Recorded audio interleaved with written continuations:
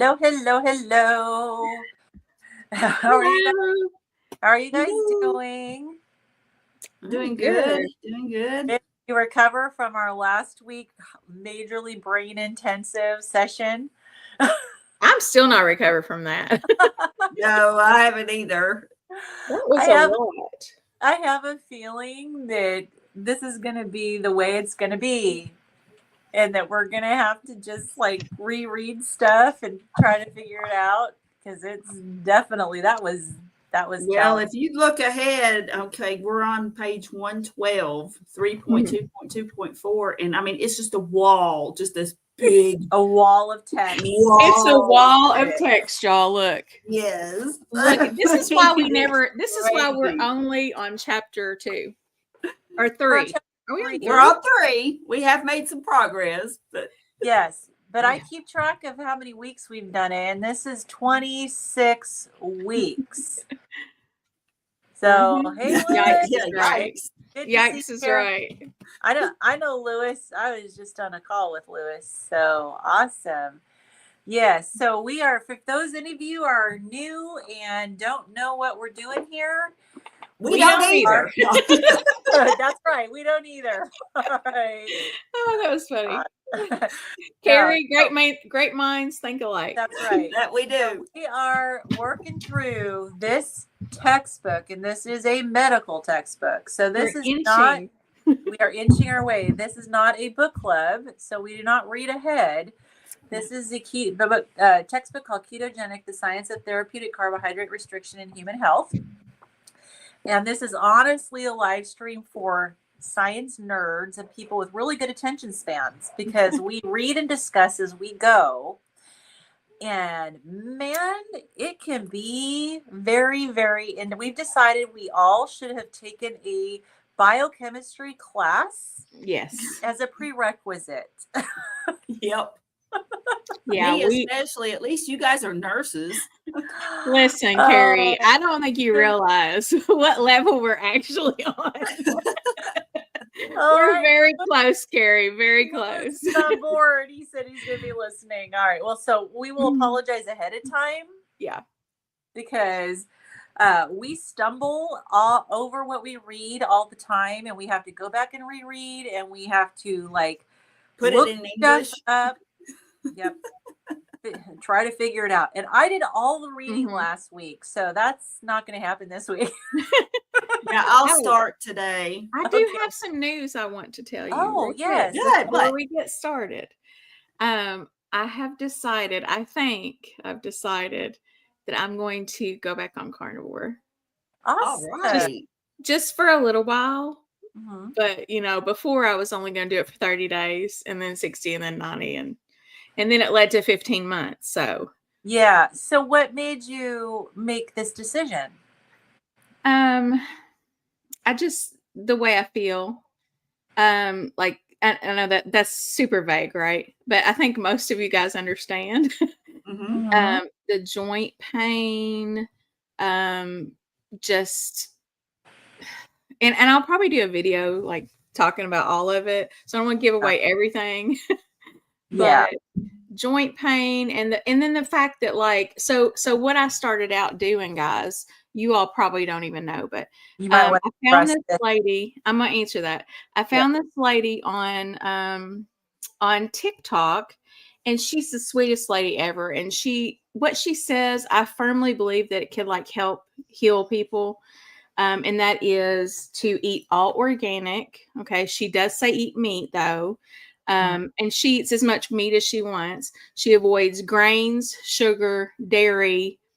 And so following her did help me to like keep my candida in check, because I was still doing dairy on carnivore, and I'd have discovered, which I'd kind of discovered it before, but then I keep toggling back and forth, Yeah. But it did. It helped my candida stay at bay, even though I was eating things like potatoes. And I've seen that potatoes don't cause like quite the spike in my glucose that I thought they did. It's more, since it's a starch, it's more like a, slower, more steady rise and not very high. But even so, like the potatoes, I think, are what make my joints hurt the worst. And I love them. I wanted to keep eating them. But the problem is I'll get off, like, I can justify anything. Like, if I get a little bit of carbs, like, this is why I'm totally serious when I say that I'm like a carbaholic, like I'm like a carb addict. Whenever I get just the least bit of carbs, I can say, okay, I've done salad, I've done potatoes. Well, potato chips are potatoes, right? So if you get like avocado oil potato chips, I mean, that's practically the same thing as just some avocado oil and a potato, right? So I will justify the Whole Foods, like Whole Foods store, okay, potato chips, right? And I'm like, well, I'll just eat a few of these. And then that goes into the next like healthy snack, you know? And then before I know it, I'm come full around to Reese cups, you know, like, Right. and then when I will buy those, I'll buy them for my kids, whatever. Before, they didn't tempt me. I just didn't even see it as food, you know? Yeah. But when I allow myself to have one, it's like, Yeah. you know, and then 15, well, actually it was 18 pounds later. Now it's down to 15, but still, 15 pounds gained back later. And that's not even the part I'm worried about. It's the joint pain and it's the fatigue and all that stuff, you know? Yeah. Absolutely. So I'm like, I just need to, I mean, I might settle on ketovore eventually, but I think I do need to be keto. And I'm just not one of those people that can handle a lot of options. Yeah. You know, So I need that. I need rigid, like I need structure. when you were more doing carnivore, I know you mentioned that you like to eat potatoes. What sort of what was the longest stretch you went with literally having no carbs? I mean, like I didn't really eat potatoes when I was doing that 15 months. I might have like broke down like once or twice, but it wasn't like Okay. a regular thing. So like I would go months and months with just eating just meat, you know? Okay. And I mean, rarely, I think once or maybe twice ever did I have like something where I would say, oh, you know, the M&Ms. Right. The M&Ms. Yes, we remember. But the thing is I would always do the sweeteners in my drinks, my coffee and stuff like that. I've never been able to get away from that. And I don't even have a lot of faith now that I'll be able to get away from that because I just feel like I need that, you know? Well, that's the addictive thing. It's like it's doing something to your brain. And I know. it's a matter of, you know, and of course we all have to do things at our own pace and when we're ready. It's a matter of figuring out if you're ready to try to get over that hump of breaking that sweet addiction. And I'd just be really curious to see what would happen if you could get past that point and get over that sweet taste. And I may try that as like a little challenge to myself. Yeah. But I don't want to start out doing that because honestly, when you get away from eating meat, like exclusively meat, your body doesn't crave it anymore. Like not like it did. Yeah. And I was telling you guys, I had to buy the thinner ribeyes because I didn't have a taste for like a big ribeye anymore. Right. And that was bizarre because that was my favorite food. I was eating it every day, sometimes twice a day. Yeah. So, you know, it's all what you get your taste buds used to, you know? Yeah. Well, it'll be interesting to see how it goes. And, you know, hopefully I hopefully anticipate your joint pain is going to go away. Yeah. I mean, that's my main goal. And I think I would like to document it a little bit better this time. Yeah. I didn't like, I did a little here and there, but I didn't regularly document it. And sometimes you forget, like when you ask me that question about how long I went with just absolutely no carbs, like I can't even answer that. Like, because I don't trust my memory, you know? Yeah. I've done so many different things and so I don't know at what point I know there was a time when I didn't cheat at all, right? In the beginning, especially. But then again, I can't really say that because I was drinking Crystal Light, you know? Right. So I don't know. I would like to document a little bit better. Yeah, absolutely. Can't hurt. So that's why you were doing that fridge clean out. That was actually an old video. I just thought it would be Really? funny coming from a carnivore, or a carnivore channel, basically. Oh, okay. I thought maybe carnivore, that was see, that's why it didn't surprise me. I mean, I saw that, and so I was like, ah, okay, I know what well, she's it was doing. kind of how my mentality's headed, though. Like, I'm Yeah. just like, you know what? That is strange. So I thought I was picking up what you were laying down. Well, so you're picking up how my thought process has been going, because a month ago I wouldn't have posted that video, Yeah. But my thought process is headed back towards like, okay, for my health's sake, because I have autoimmune type symptoms, a lot of them, I may need to be one of these people that is more strict. Yeah. It's hard to come to terms with that mentally sometimes, and to realize I know you probably struggled with some of this stuff that I used to struggle with, was it's not fair. Oh, for years I've struggled with it's not fair. Yeah. Right. I told you guys, I've literally cried over donuts, and I'm not exaggerating. I had a breakdown in my garage to my husband, who kind of laughed at me, not gonna lie. I mean, he was jokingly, he was supportive, but he was kind of like, really? Because he doesn't crave sweets like that. Like, Right. he likes a donut, but I feel like he doesn't have it like I have it. Yeah. I have like this addiction that just, if I eat one donut, I want 6. Yeah. And I'm going to hide those donuts to get them, because I'm embarrassed that I'm going to eat 6. So I'm going to like sneak back around when nobody's in there. It's you're addicted to something if you're doing it in secret. I used to do that, and I used to maybe like take just like a section off of it, and think that maybe no one would notice that it's slowly going away. Or I'd take my kids' Halloween candy, after they went to bed. I'd slowly pick at their, I totally get it. Or I'd bury wrappers at the bottom of the trash can. I mean, I would go get ice cream, and not that my husband would judge me. Like, he would seriously never judge me. He wouldn't care what I ate. He would not judge me. He's just a nice guy, Yeah. But I would be just embarrassed and judging myself. So I would go get like several ice cream, like a package of ice cream, and I would eat one, and then I would be like, oh, I want another one. So I would go out there and get one, and then like I'd take it upstairs to my room or something. Yeah. It's like, it's silly. Like, he would never. Hey, Coach Lisa's here. Hey. Hello. Now, do you guys know Coach Lisa? Yep. I don't think so, but I've seen her out and about. Yeah. I don't know her. Like, we haven't been introduced. She spoke at our Arizona meetup for Healing Humanity. She's going to be speaking at other meetups, but she has a course on our Healing Humanity Life. 2 courses on our Healing Humanity Life, which you need to check out, Kim, because one of them has to do with menopause. It's liver detox for menopause. Another one's called Wounded Warriors, and it's not for veterans. It's for women, and it's very much about your own. It's more personal for women, for sure. So, but she has her own coaching program and her own platform called Life Back System. So it's cool. And I that's awesome. Just signed up with her. I've been working through all the introductory videos and worksheets and stuff, and gearing up for getting started on her program. So cool.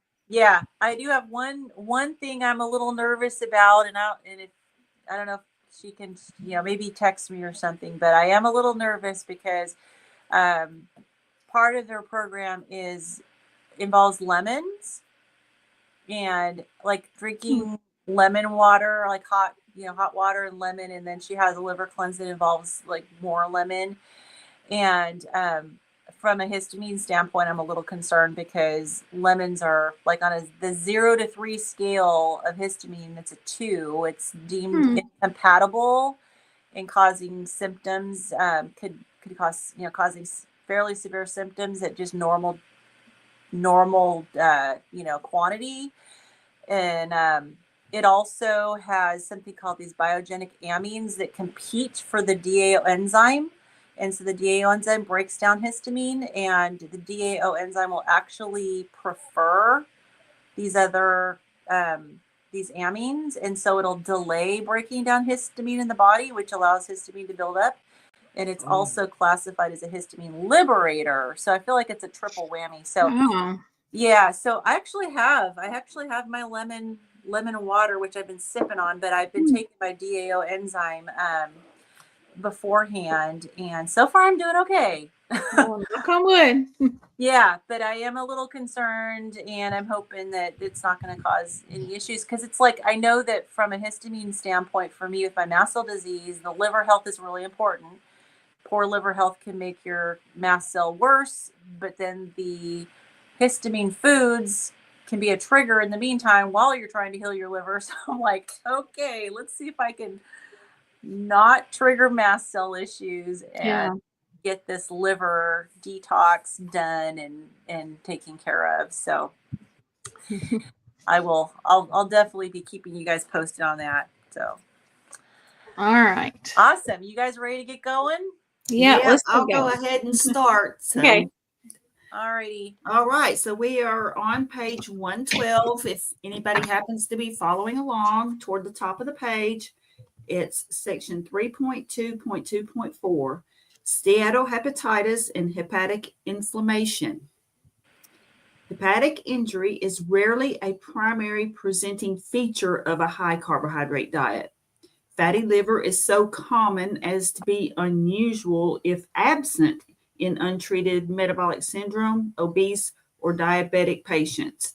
Elevated liver enzymes, CT and MRI, are common modalities that reveal fatty liver when mildly elevated and are more predictive of NASH when levels are significantly elevated, together with global inflammatory markers such as C-reactive protein, CRP, erythrocyte sedimentation rate, ESR, ferritin, and white blood cell count, or WBC.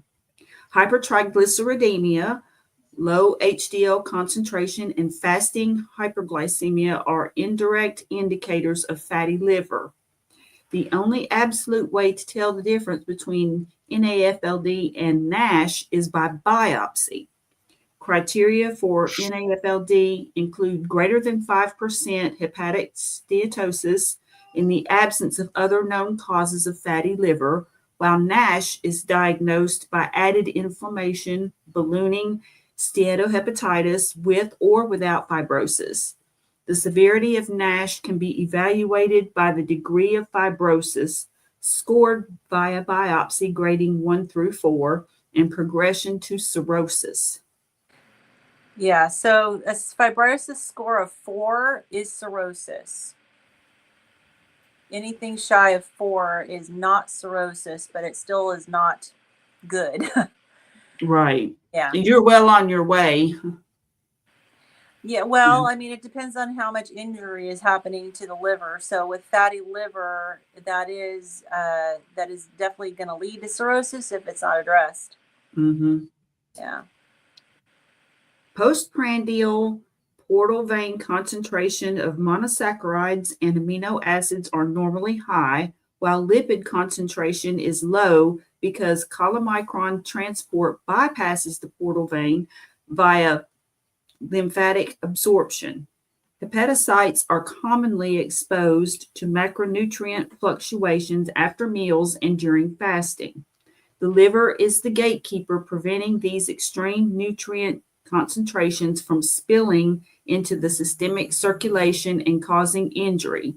Therefore, hepatocytes under the influence of insulin have a rapid capacity to convert amino acids and monosaccharides to glycogen and fat. Both processes protecting hepatocytes and hepatic sinusoidal endothelium against harm from hyperglycemia and inflammation. Transient fat accumulation is normal and unlikely to result in injury. Okay. So right. Both possible. So, I think that makes sense.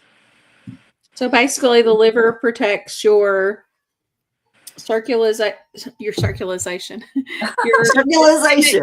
your systemic, which means all over the body, circulation from becoming injured. It gets kind of like taking the hit, right? Mm-hmm. So that's a normally healthy functioning liver. Yeah. Yeah. Yeah, I believe that's right. And so it can accumulate a little bit of fat accumulation. It's kind of like a normal thing to kind of protect you from damage other places. Yeah. So it says transient fat accumulation. So it's just temporary. Yeah. So like it might just come and go, you know, like you would think it would if we were bears and we ate a bunch of fatty stuff to And we got to hibernate in the winter. Yeah. Like we really should. I feel like I do, honestly. Yeah.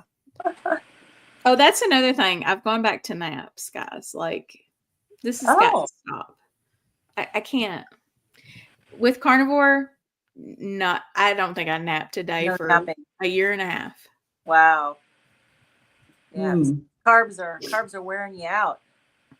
Yeah. I mean, look at my, I'm puffy. I don't feel like myself. Like when I look back at my videos, it's really apparent, you know, and it probably is to people who don't see me very often too. But like, I mean, my face is just, I'm holding fluid, you know? Yeah. And it's not a vanity thing. It's more of just that's a marker of health, you know? Yeah. Wanting to feel good. Mm-hmm. And it's a good thing, though, that you can see that because that gives you a perspective. Yeah, those videos are very powerful. Yeah. Your brain, you guys know, I'm telling you, I struggle with my brain and it will lie to me. But you can't lie when you look back at those videos and pictures and you're like, gosh, wow. You know, it's a big difference. Absolutely. So, all right. Under certain conditions, the benign fatty liver may be subject to acute or chronic inflammatory steatohepatitis, starting as injury to the hepatic sinusoidal vascular endothelium, then involving hepatocytes themselves. Okay. This may be an acute hepatocellular toxic injury that is only measured by increased hepatic enzymes and resolve, but persistent, this word is split. Okay, but persistent sinusoidal exposure to toxic hyperglycemia leads to vascular inflammation, endothelial injury, thickening or fibrosis of the fibronectin and collagen support system, and ischemia. That's lack of blood flow. With hepatocellular necrosis, scarring, hepatic fibrosis. When the surviving hepatocytes regenerate, clonal regenerating nodules are seen as cirrhosis. Oh, okay. NASH is the leading cause of chronic liver disease and the second most common reason for liver transplant in the United States and Europe. That's sad. And I would just, you know how many kids are starting to get fatty liver disease? A lot. It's happening younger and younger, which is just, so sad because what kind of a life expectancy do they have? Yeah. When they have fatty liver disease so early. It's just unbelievable. Yep. And of course, along with that, I'm sure they have, at least pre-diabetes, if not outright diabetes. And I've heard that they start prescribing statins to kids too. They're trying to, get kids on statins. It's just, really just criminal in my mind. Yep. Hepatic sinusoids are arranged so that hepatocytes and endothelial cells are in single rows, with every hepatocyte being directly exposed to portal blood. In addition, the flattened endothelial cells have fenestrae, or windows, exposing hepatic microvilli directly to the blood. This unique flattened shape of endothelial cells and the dynamic nature of the fenestrae are controlled by an internal microfilament cytoskeleton made of actin and vimectin filaments that appear to be sensitive to Glycosylation. glycosylation and insulin. Okay. Okay.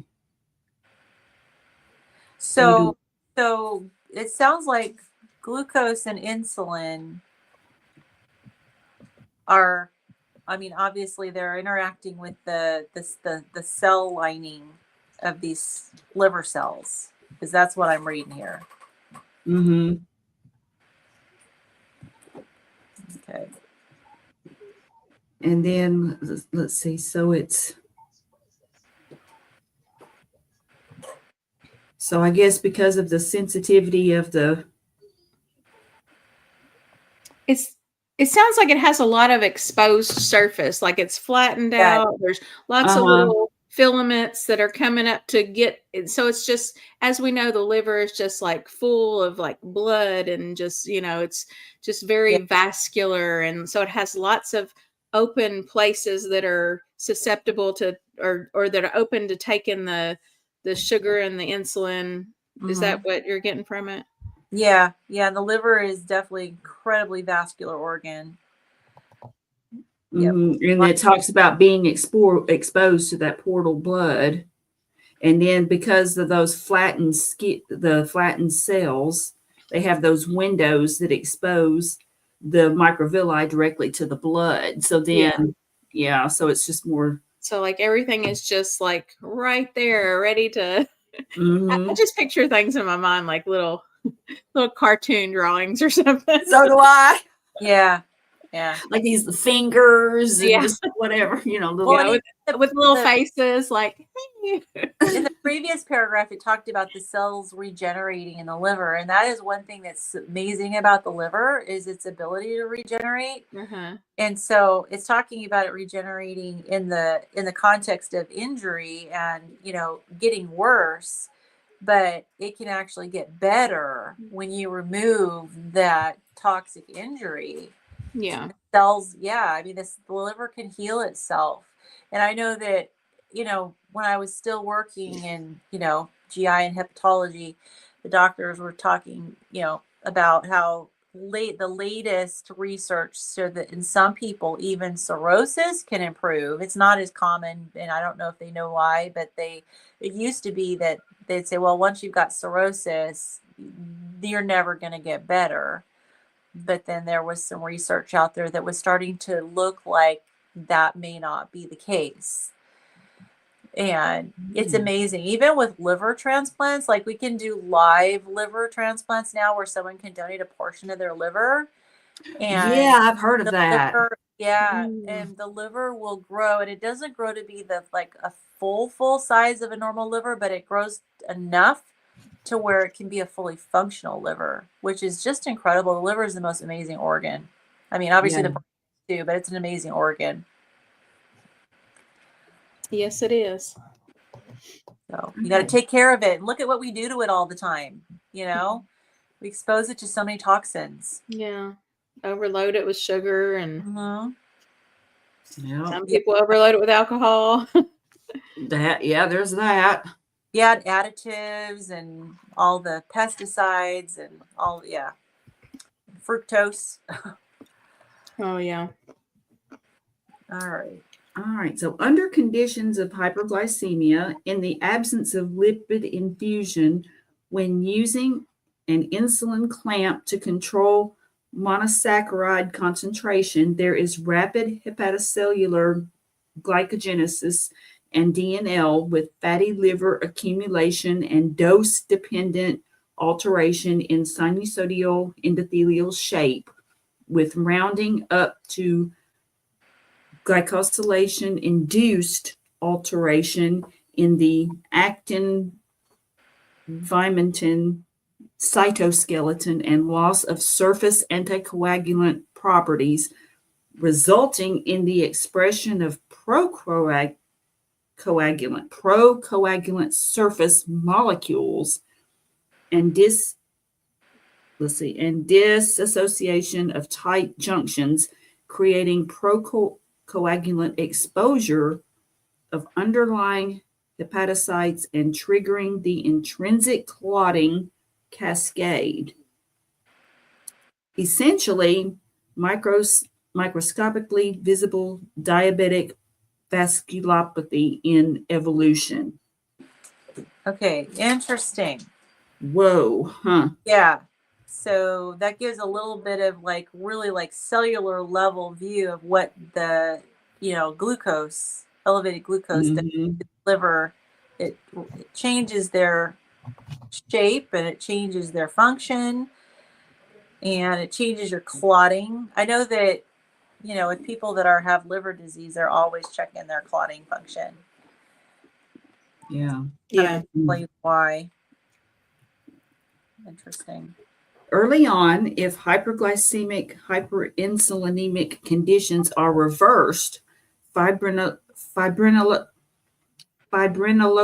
occurs with the resistance of resting endothelial configuration.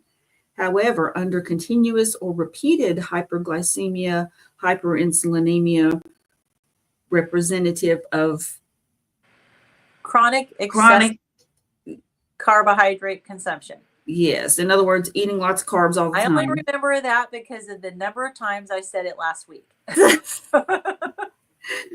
Fibrin clots induce, so they cause macrophage-led inflammatory cascade, activating and trapping circulating platelets, followed by neutrophil and leukocyte activation.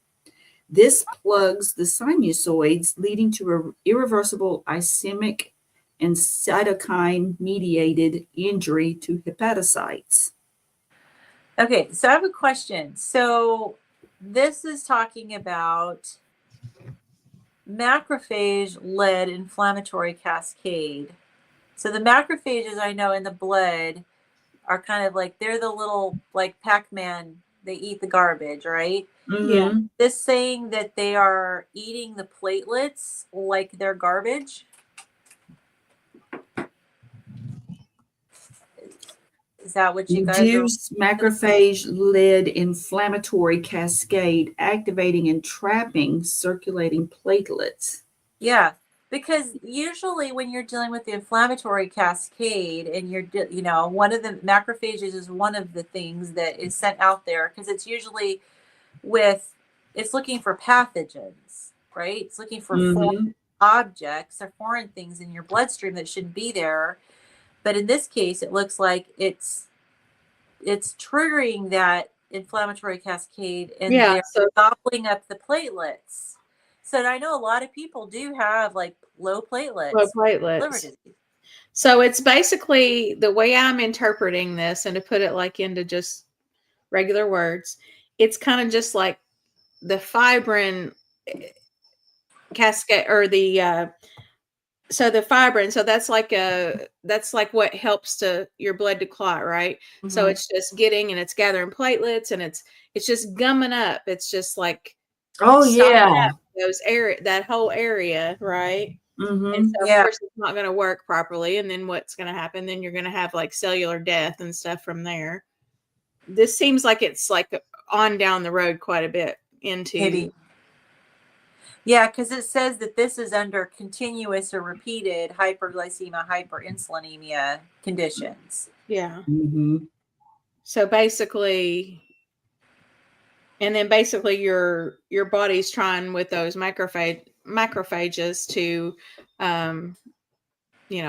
clean up the mess, and it's just like causing an inflammatory cascade. Which anytime you have inflammation anywhere, I mean, you're gonna have inflammation like you would anywhere. You're gonna have a lot of white blood cells, a lot of more rush of blood to that area. It's going to be, hot, red, inflamed. And any inflammation in your body like that, it's just, It's not a good thing, especially like it sounds like this is leading towards a long-term, like at least low to moderate level of inflammation. Mm-hmm. Yeah, definitely.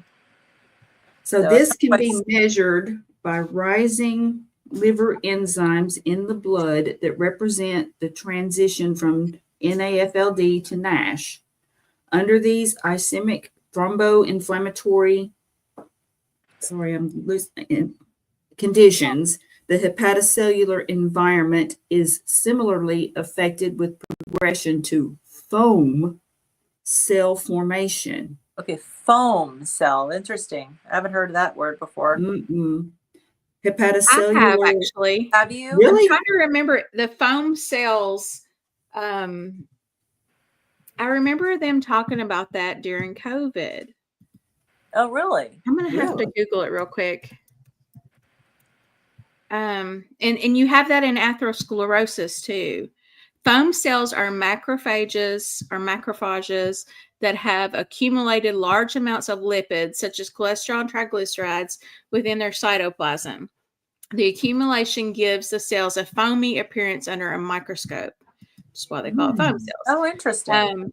And then it says Rowland disease. They're a key component of atherosclerotic plaques, which can narrow and block the blood vessels and lead to heart disease and stroke. They also contribute to other inflammatory diseases, such as tuberculosis and multiple sclerosis. So basically, they're just like, it's like the injuries there, the inflammation's there, they're like responding, and they're just gumming everything up and just... Yeah, so that I'm sure, and they're leading to vascular problems in a very vascular organ, right? Yeah, so that's why you get portal hypertension. Yeah, that makes sense. That makes sense. And then it goes on because it says hepatocellular membrane injury followed by hepatocellular apoptosis and necrosis. Hepatocellular hyperglycemia overwhelms CoA. What was that? Acetyl-CoA. Just acetyl-CoA. Carboxylase activity, the rate limiting step of glycogenesis and lipogenesis, damaging the cytoskeleton, representing the transition from hepatic steatosis to steatohepatitis. Then this is seen by ballooning hepatocyte degeneration and is associated with lipid droplets and cytoskeleton degenerative clumping seen as Mallory-Denke bodies in the pre-apoptic stage that eventually leads to hepatocellular necrosis. Whoo. So I think hepatic steatosis and steatohepatitis, my understanding of this, and correct me if I'm wrong, is that the hepatosteatosis is just fatty liver, and the steatohepatitis is fatty liver plus inflammation. I sound reasonable, but with inflammation, which would mean that that's the point where you're starting to see elevated liver enzymes. Yeah. What'd you call it? What was the second one? Hepatosteatosis. The second one is steatohepatitis. Steatohepatitis. Okay. Yeah, it says characterized by the accumulation of excess fat in the liver, steatosis, along with inflammation, hepatitis. Yeah.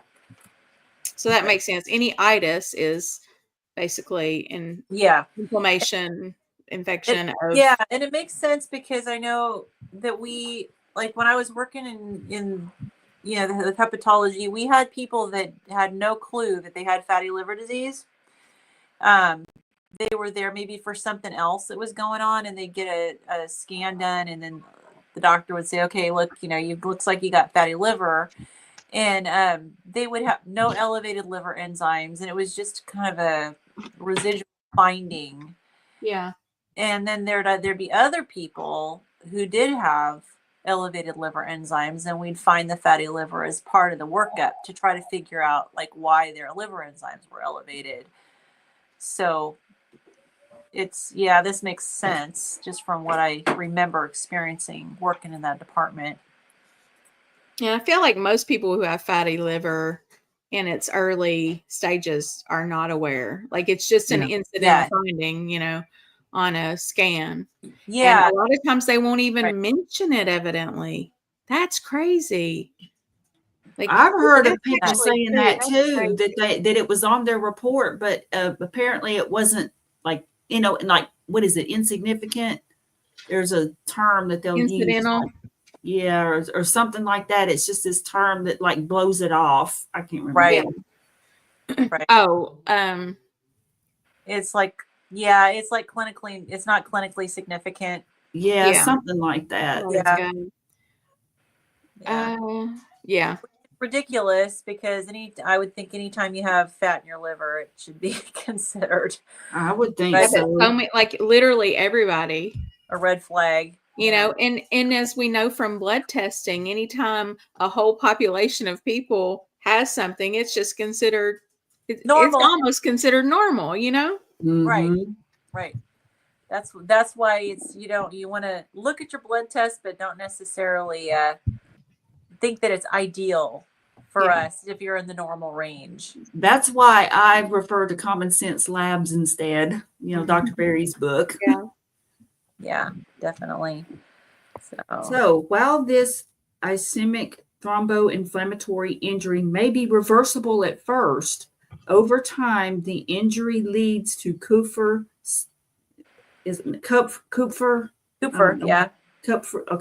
cell mediated fibrosis and hepatocellular clonal regeneration and cirrhosis. Mm-hmm. Ooh. So that's why fibrosis, of course, is scarring. And then that's why when they do a biopsy, they look at the cells and they look to see that the change in the cells to determine if it's cirrhosis. So, and now they have FibroScan. So you don't necessarily have to have a liver biopsy. You can get a FibroScan, but some people, if it's kind of a borderline result, will have to go get a liver biopsy anyways, just to make sure, because the approach to treatment, if you're at, like, say, a fibrosis score of 3, which is not cirrhosis, versus 4 is completely different. So, it used to be everyone had to go get a liver biopsy, so it's definitely not the case anymore, which is good. This cascade occurs because of chronic excessive carbohydrate consumption in earlier stages are reversible with therapeutic carbohydrate restriction. Yes. Because the liver has the unique capacity to tolerate transient but not persistent hyperglycemia. When systemic blood glucose increases, somatic cells use GLUT receptor phosphorylation resistance and receptor downregulation as a protective mechanism against intracellular hyperglycemia. So that's GLUT receptors again are the inside the mitochondria, right? Yeah. Yeah. And they're the ones that gotta kind of like come and open the door for the glucose to come in. Or transport. Mm-hmm. Yeah. So it's saying that they kind of downregulate, and so they won't let any more glucose come in. And so then it says once intracellular glucose is phosphorylated to G6P, it cannot leave most cells. Hepatocytes uniquely can transport glucose bidirectionally because they have the glucose 6 phosphatase that cleaves phosphate from the G6P, releasing back into the systemic. Is that right? Or did I skip one? Releasing free glucose. Releasing free glucose.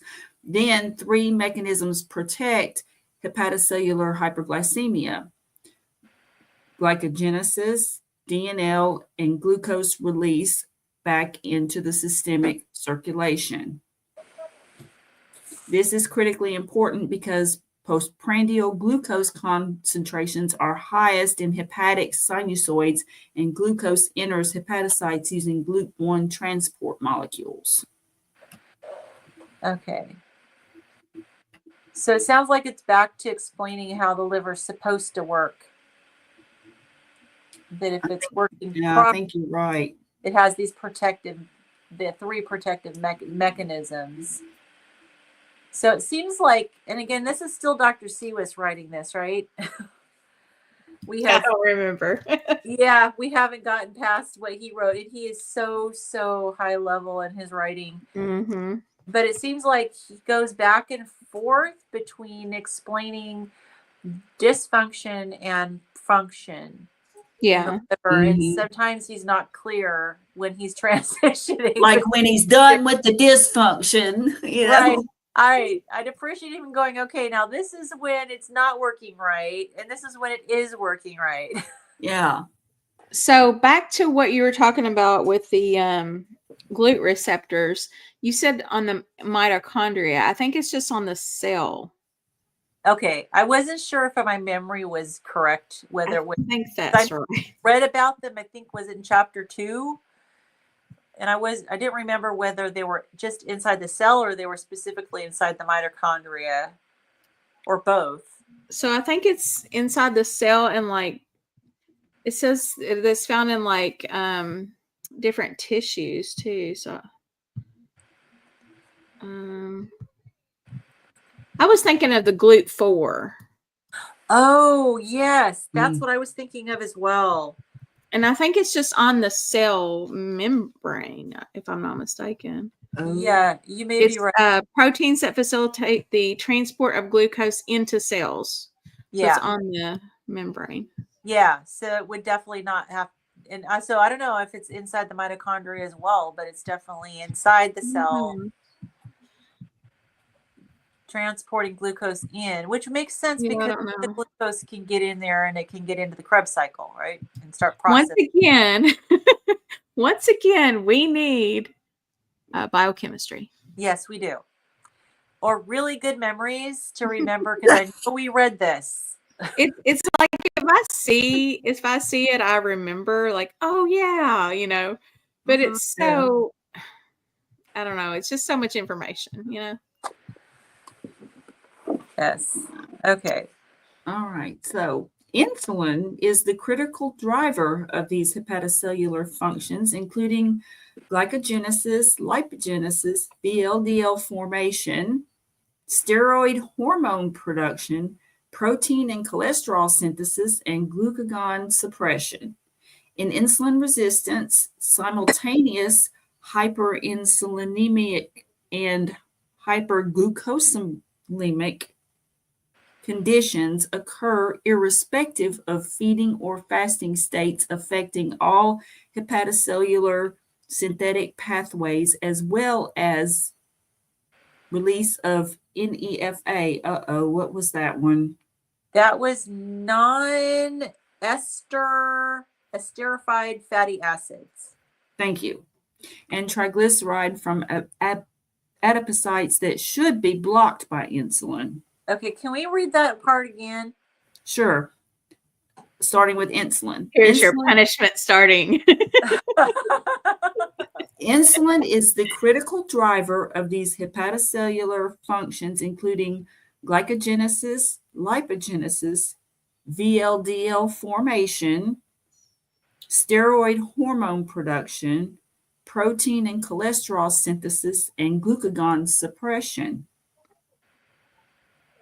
So insulin drives those things. The good things that insulin does when you're not here. Then next, that's why they always talk about, like, insulin does so many other things than just, you know, control your blood sugar. And see, here's a clue, because he's getting ready to say in insulin resistance. So see, then in the bads, when it's wrong, simultaneous hyperinsulinemic and hyperglucosemia glucogonemic conditions occur irrespective of feeding or fasting states, affecting all hepatocellular synthetic pathways as well as release of NEFA and triglyceride from adipocytes that should be blocked by insulin. So insulin's not doing its job then So when there is insulin resistance or insulin can't do its I job. what is confusing me is the irrespective of feeding or fasting states, because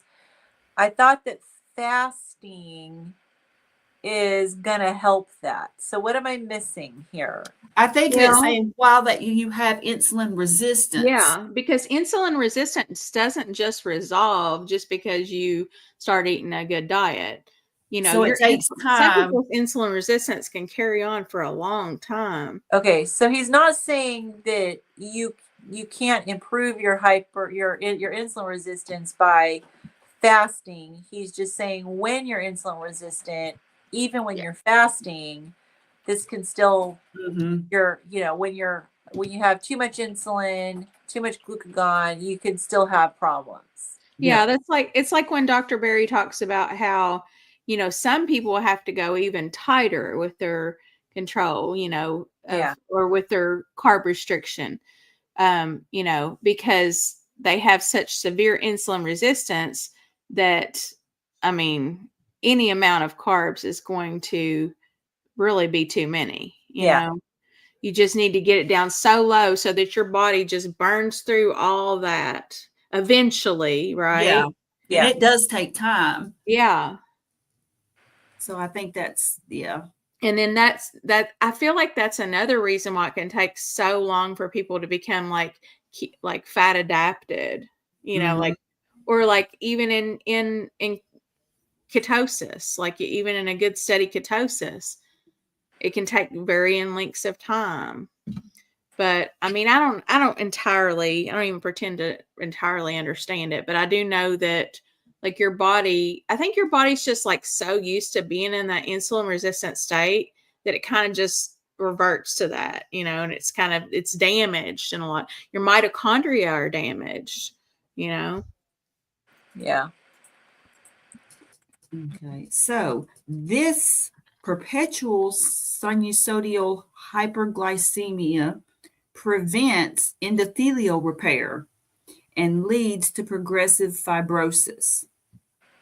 While it appears from clinical laboratory data that insulinogenic pathways predominate, loss of nutrient-driven hormonal cycling likely drives futile cycling of gluconeogenesis, ketogenesis at the same time as glycogenesis and lipogenesis in the liver with sinusoidal and intrahepatocellular hyperglycemia and activation of thromboinflammatory cascade. Okay, that was a lot of big words. Yes, it was. a lot of genesises. Genocide. So it says the insulinogenic pathways predominate. Well, it appears from the clinical laboratory data that the insulinogenic pathways predominate. So again, he's used this term futile cycling before. So it's time then it's trying to cycle, but the cycle's not cycling. Yeah. It's not doing what it's supposed to do. It's not giving what needs to be gave. Yes. Sorry. So when you have too much insulin, your the insulinogenic pathway basically takes over. You've lost your nutrient driven hormonal cycling, and so these other pathways, this is correct me if I'm wrong, so these other pathways that should be working are not. They're basically overridden by the fact that you have too much insulin. Yeah, so the insulin just like so insulin's a hormone, so yeah, it kind of messes up with like your hormone cascade that they always talk about, right? Mm-hmm. I don't know. And That so makes- then there's intrahepatocellular, which means Inside inside the liver, hyperglycemia. inside the liver cells. Mm-hmm. Yeah, the inside the cells, hyperglycemia inside the cells, and it activates thromboinflammatory cascade. Yeah, so blood clots. Mm. Yeah. All right. Well, I'll try to read one more chunk of text. Okay. While there are association studies and mechanistic theories involving polyunsaturated fatty acids, there are no studies demonstrating causal proof involving Causal proof. Oh, sorry. Okay, let me go back. While there are association studies and mechanistic theories involving polyunsaturated fatty acids, there are no studies demonstrating causal proof involving polyunsaturated fatty acids without also involving carbohydrates. Okay. Indeed, in our isolated clamp models of liver injury, infusion of 20% PUFA intralipid, a lipid emulsion used in Parenteral. parenteral feeding. nutrition. Essentially tube feeding. Yeah. Okay. Did not demonstrate either hepatocellular or sinusoidal vascular injury at microscopy. So that means that when you feed them just the fatty acids without the carbohydrates, it doesn't damage the liver. That's what I'm reading. Is that what you guys are That's reading? what I'm reading too. So all the studies that were done that try to say that the fatty acids are causing problems with the liver were done with also carbs. So when you take the carbs away, then the liver injury is not there. Okay, I have to correct myself. Okay. Parenteral is not tube feeding; it's feeding through the IV. IV, yeah, I thought so. So I don't know why. Talking about We don't usually use that word, like we learn that word, but then we don't say, "Oh, they're on parenteral nutrition." Right. We say, they're getting. We say they're getting a banana bag. TPN. They're getting TPN and lipids through their IV or through their PICC line. Yeah. And if you're a nurse, you definitely go and you start calling it a banana bag because it's all yellow. But you're thinking enteral feeding, right? Yeah. It just as soon as I said it, I was like, wait a minute, that's not right. Sometimes we don't use like proper terminology for things, and then you kind of get a little rusty on it. You're like, wait a minute, that sounds familiar. Yeah, because you think about it, TPN, total parenteral. Total parenteral nutrition. Hello. Yeah. Well, okay. So PUFAs potentially contribute to inflammation via lipid peroxidation, but carbohydrates are the cause of non-alcoholic fatty liver disease. If long-chain PUFAs are implicated in NASH, they would have to come from adipocytes as NEFA and or in chylomicron remnants, since PUFAs are not absorbed into the portal vein postprandially, but travel via chylomicrons directly to adipocytes. Okay. So they're saying PUFAs don't directly damage. Even if they did damage, it would not be directly, it would be indirectly. So this kind of sounds like what I've heard. What's his name? My brain's not working. The keto couple. They live in Hawaii. Oh yes. Craig and Maria Emmerich. Yeah. So it sounds like Craig talks about how like your the fat can kind of just move in and out of the fat cells, and it doesn't.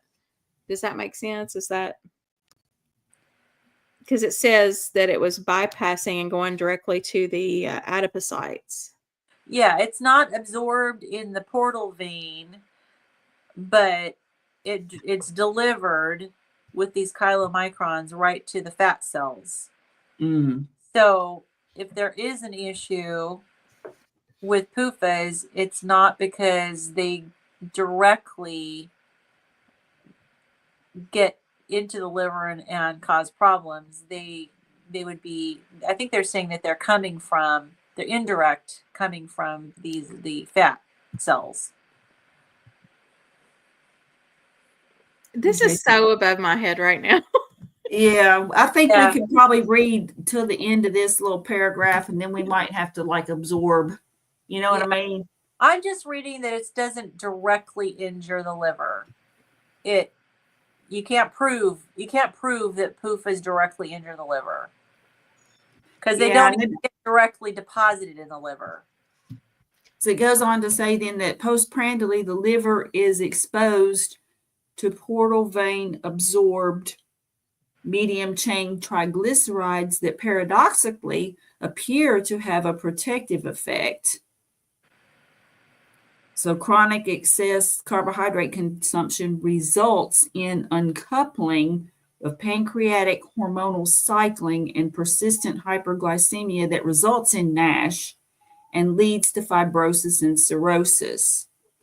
NAFLD is easily reversible, but NASH to the point of fibrosis is not. Okay. So basically, after eating, the liver is exposed to portal vein absorbed medium chain triglycerides. Okay, so they have a protective effect. The uncoupling of the pancreatic hormonal cycling, does this have to do with the fact that they talk about the beta cells producing insulin?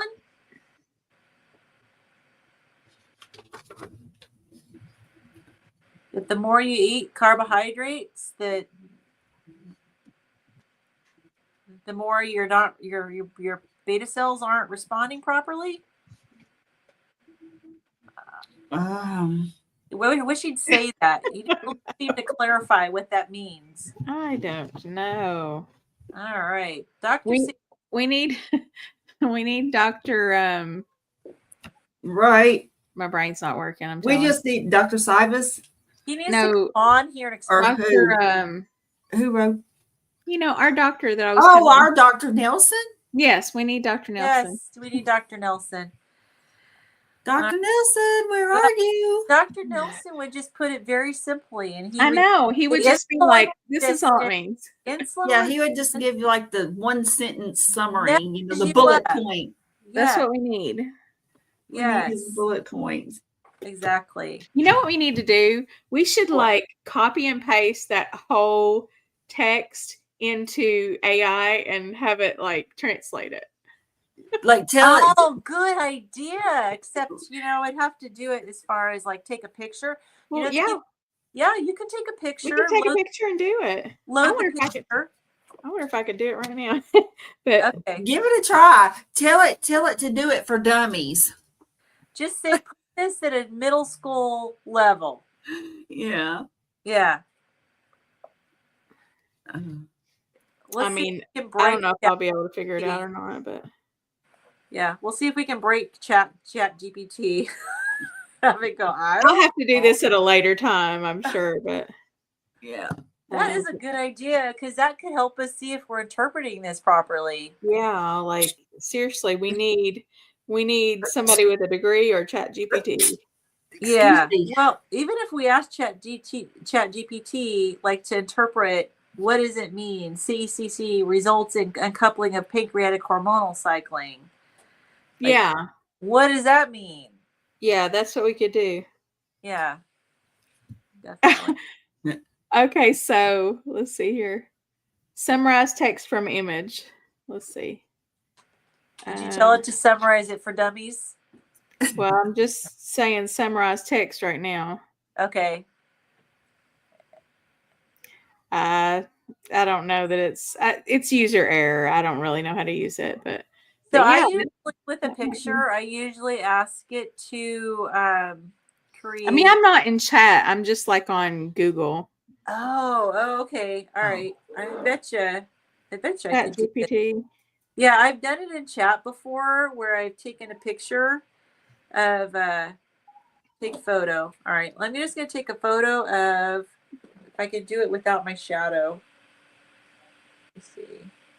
Too much shadow on the book. Let's see here. Okay. I'm going to send this photo and say transcribe to text. So I'll ask you to do that first, see if it can. Of course, it's the opposite direction. Analyzing. Analyzing. That's a good sign. Yeah. Let's see it it's sideways. So let's see how smart it is, if it can actually analyze it. We'll see. Because if it can actually transcribe it to text, then I can ask it to explain at, middle school level. Oh, it's doing it. Are you getting something too? Yes. Are you in chat, Kim? Yes. I wonder if we got close to the same thing.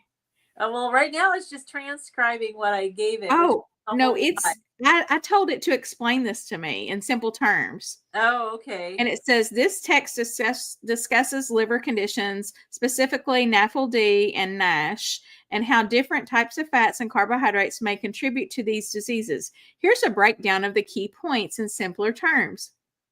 Nice. PUFAs, or polyunsaturated fatty acids, and liver damage. Some studies suggest PUFAs might play a role in liver damage, but there's no strong proof that they directly cause non-alcoholic fatty liver disease. A study using 20% PUFA fat infusion did not show clear liver injury, meaning the link between PUFAs and liver disease isn't confirmed. Long-chain PUFAs, which are absorbed differently in the body, could contribute to liver disease, but medium-chain triglycerides might actually help protect the liver. Carbohydrates, fat storage, and liver disease. Carbohydrates are a major source of fat in the liver, as they can turn into non-esterified fatty acids and can be stored in liver cells. Insulin resistance and high blood sugar seem to play a role in worsening NASH, leading to fibrosis or scarring of the liver and cirrhosis. NAFLD and NASH in different groups of people. NAFLD is very common, especially in obese and diabetic individuals. In diabetics, 65.4% had NAFLD, while in pre-diabetics, 49.2% had it. Wow.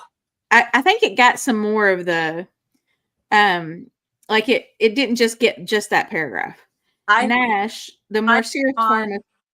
It might have gone online and like the whole web and pulled in some other resources to answer it, maybe. I don't know. I think it's getting these numbers from the text here. Is it? It's just the part we haven't read yet. That part was. Yeah,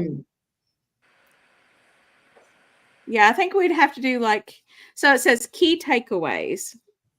Liver disease is strongly linked to obesity, diabetes, and insulin resistance. PUFAs and carbohydrates might contribute to liver disease, but their exact roles are still debated. Many people with diabetes develop liver fibrosis, which can lead to cirrhosis. There is no cure, but managing blood sugar, insulin resistance, and inflammation may help slow the progression. I don't know. Okay. I had it tell it like it was to a middle schooler. Okay. Yeah. So I got 4 paragraphs. It says your liver plays a big role in handling sugar and fat in your body. When you eat, your liver stores some sugar and fat and releases them when needed. But if your body stops responding to insulin properly, a condition called insulin resistance, too much sugar and fat stay in your liver, which can cause damage over time. Scientists found that eating too many carbohydrates like sugar and bread is the main cause of a liver problem called non-alcoholic fatty liver disease, or NAFLD. If this problem gets worse, it can turn into NASH, which causes scars in the liver. once scarring happens, it's much harder to fix. Some people thought a type of fat called PUFA found in vegetable oils might cause liver damage, but studies show that carbohydrates are the real problem. People who are overweight or have diabetes are more likely to have liver damage. The good news is that NAFLD can be reversed if caught early, but if it turns into NASH with scarring, it becomes much, much harder to heal. Scientists are working on ways to measure and track liver damage to help people stay healthy. So basically, we already knew all that. We don't even need it broken down into all. We don't even need it in this complex of a structure. We just need to know. Yeah, that. This is the biochemistry Yeah. of how we don't need to know why. This is what's happening on a cellular level.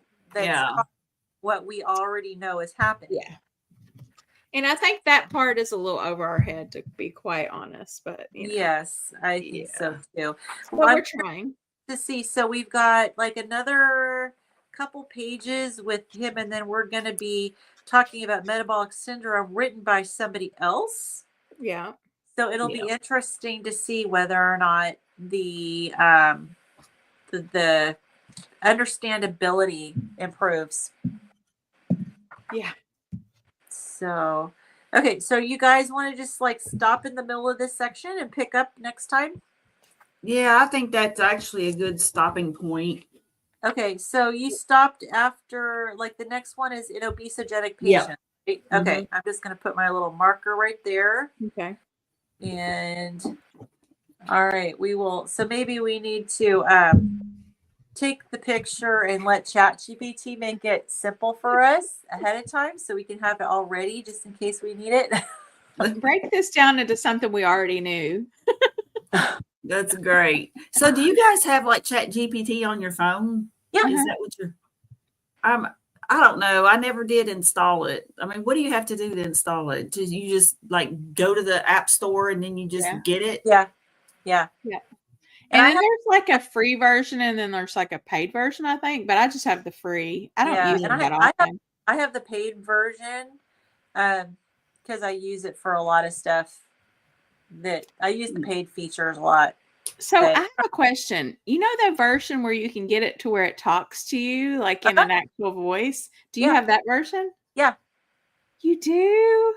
Yeah. That is so cool. In fact, that is cool. Amy, who we, the one, my co-author, who we went books for our Christmas carnivore children's book, we ChatGPT for the month of December had a Santa Claus voice, and so we actually did a video together where we copied and pasted the whole script of the book into ChatGPT before the video, and then we said, okay, we're going to interview you and you're the Santa Claus in our story.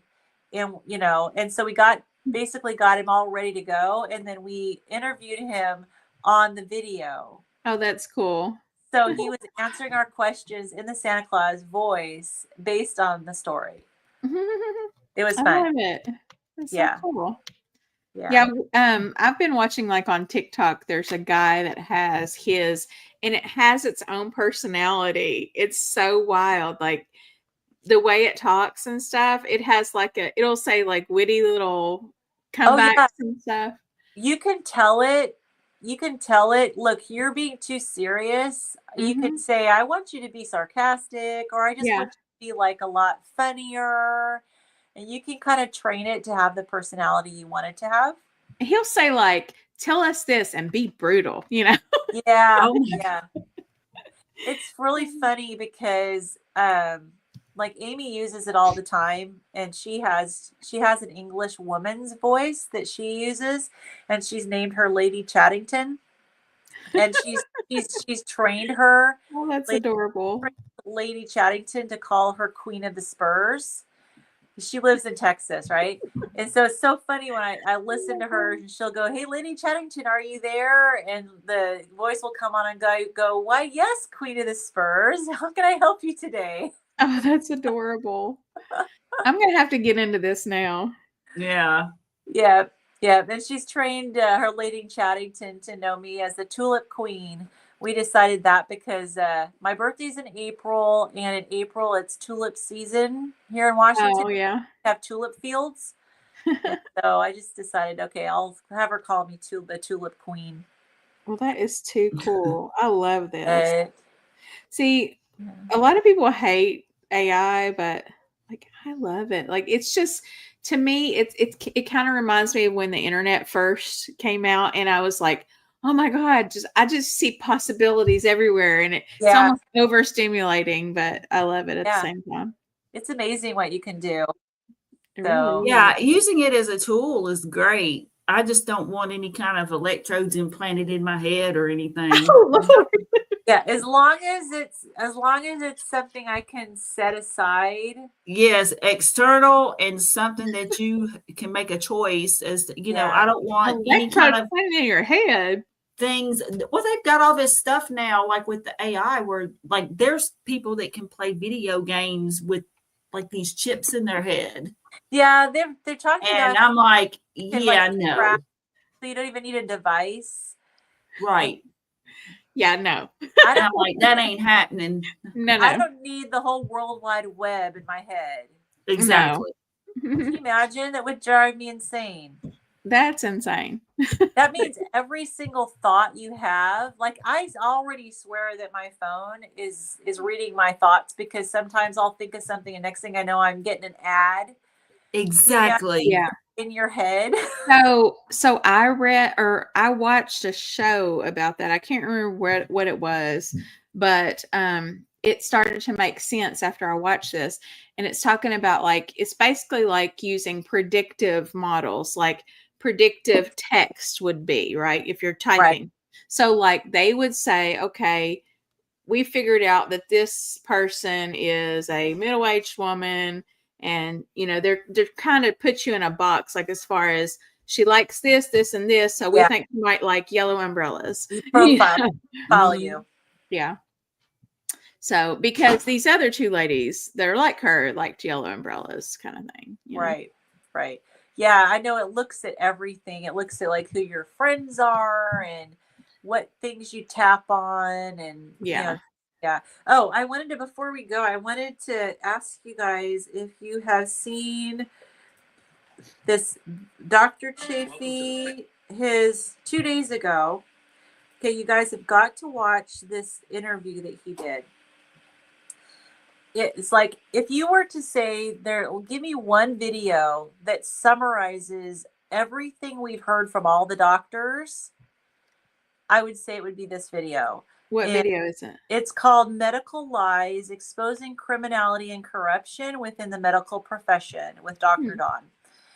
And this doctor, he is retired, and Dr. Chafee just basically lets him do this whole presentation. He has a slide presentation, and it's like an hour and 40 minutes, and it is so thorough. But he's talking about, as a doctor, like he's carnivore now, and he's talking about as a doctor, just the regret that he has over all of the people that he didn't heal and that got sicker as a result of his advice and what's going on in the medical system.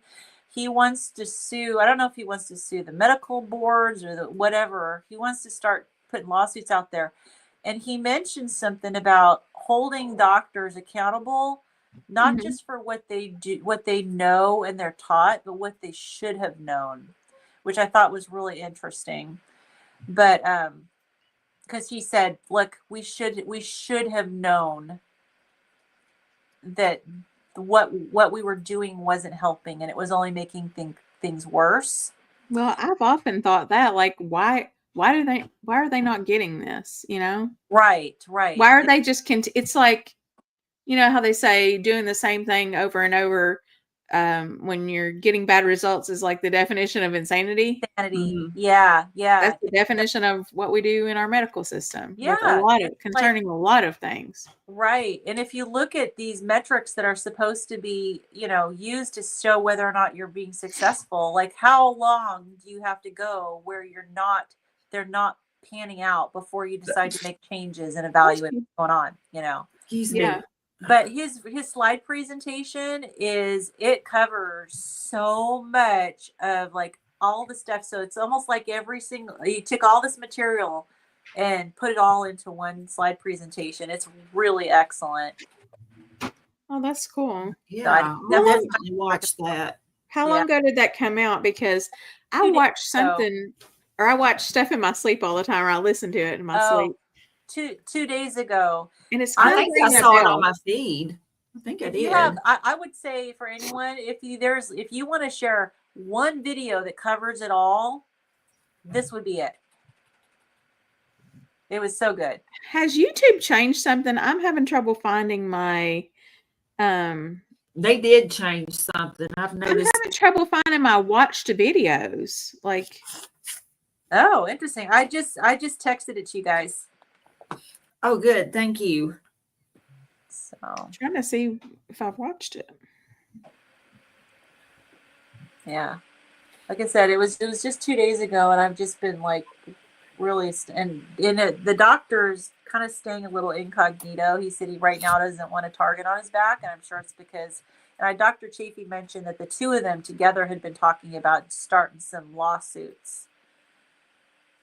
So, yeah, I really think that the licensing boards and I think a lot of doctors are just I have sympathy for them because they're just cogs in a big industrial wheel, and I think that they were forced. And granted, and it's easy to say, well, they should have but I mean, they could lose their license. They're open for lawsuits. Right. And I mean, they really don't have a lot of freedom to just going after the doctors. Just treat. So I think going after the establishments. Yeah. He's not going after the doctors. He's going after the governing bodies. Yeah. Yeah. Because the doctors are just like a kind of a cog in the wheel, honestly. Like they just do what they are trained to do and what the proper, they've got all of these algorithms. They've got all these proper, policies and procedures at each specific place. And then also the governing bodies have all their, standards of care that they have to follow. And you can't deviate. There's not a lot of deviation allowed without really risking your license, I would think. He was expressing a lot of regret personally for how he harmed patients by following the guidelines, but it didn't seem like he was necessarily going after all doctors, more the regulatory agencies that established the guidelines. And he was talking too about how many doctors are like, they kind of don't even want to be doctors anymore because all of this years of practice was not really helping patients. He said the suicide rate is real high with doctors. And that's been that has been the entire time I've been in nursing. I've had doctors tell me that it wasn't anything like they thought it was going to be. Yeah. It's got to be so discouraging because you want to help people. And I mean, we've worked with some amazing doctors and they have great hearts and they really truly want to help people. So it's got to be so discouraging to work your whole life and not really, really cure anybody. And then they're stuck between a rock and a hard place because so many of them, they get student loans. I mean, plus they buy into practices. I mean, they're stuck, man. Yeah. I just feel for them. I really do. Yeah. So I hope that things are about to change. I hope so too. And I mean, even if it's just a matter of raising awareness, whether lawsuits work or not, if it's, you can raise awareness among patients. I always feel like real change always comes at the consumer level. Yeah. One big thing that they could do is simply flip the food pyramid upside down like they did on South Park, just make it the opposite. Seriously, I've heard people have discussions about what's the number one thing that the new director of HHS could do, and basically tell people not to be afraid to eat meat and to flip the food pyramid upside down. That's the first thing you could do. And that would help a lot.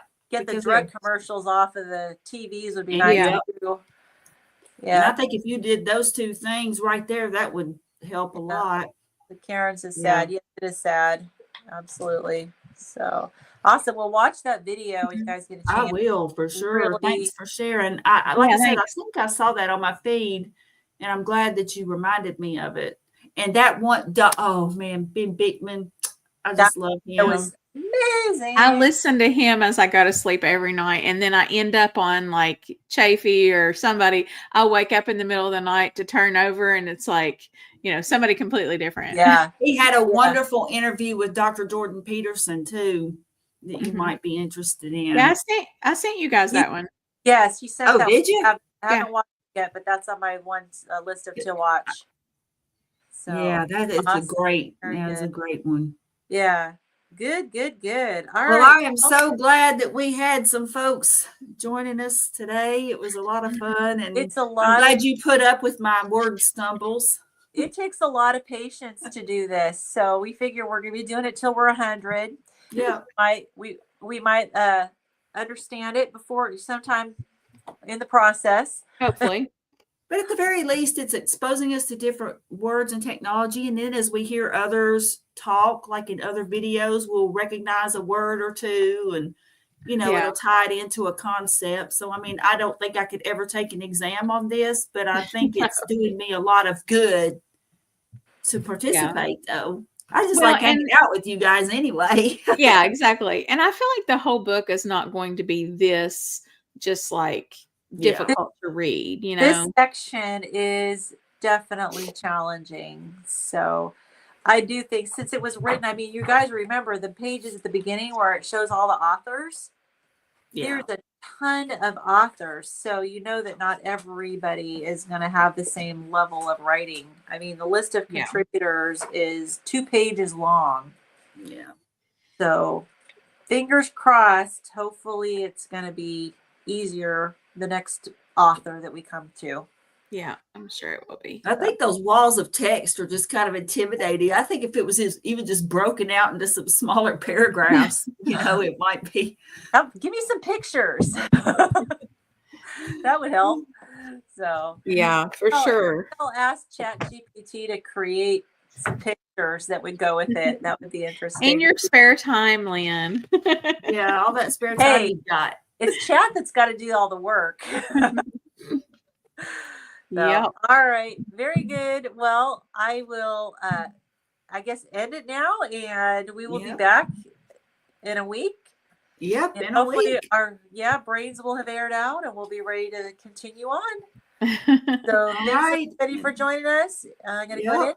All right. You all have a great week.